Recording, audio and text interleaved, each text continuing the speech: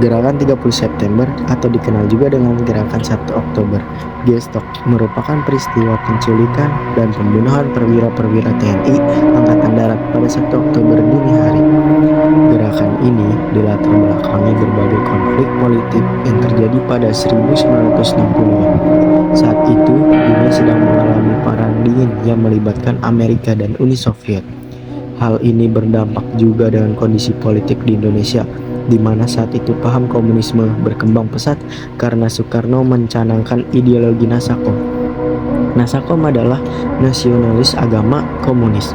Bisa dikerucutkan, peristiwa G30 SPKI dilatar belakangi oleh konflik antara PKI dengan TNI Angkatan Darat. PKI dan TNI saat itu merupakan dua kekuatan yang memiliki pengaruh terbesar selain Presiden Soekarno.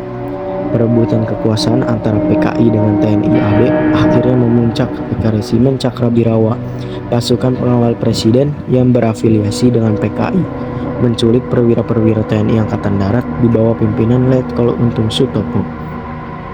Pasca peristiwa G30S, Letjen Soeharto membubarkan PKI dan menyatakannya sebagai organisasi terlarang. Pasca G30S, sekitar tahun 1965 sampai 1966 terjadi huru-hara pembersihan simpatisan PKI. Diperkirakan korban tewas sekitar 500.000 sampai 2 juta orang dan lebih dari 32.000 orang dinyatakan hilang.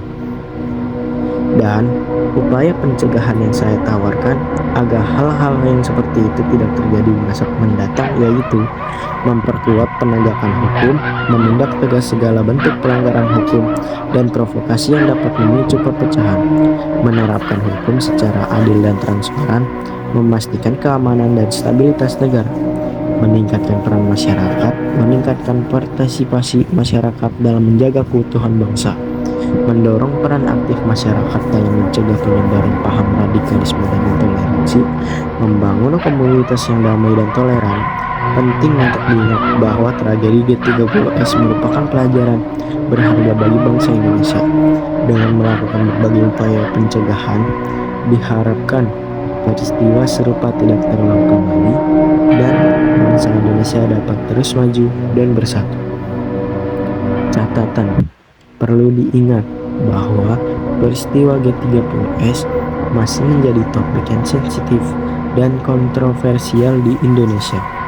Penting untuk selalu mengedepankan sikap objektif dan kritis dalam mempelajari sejarah, menghormati perbedaan pendapat dan menghindari provokasi yang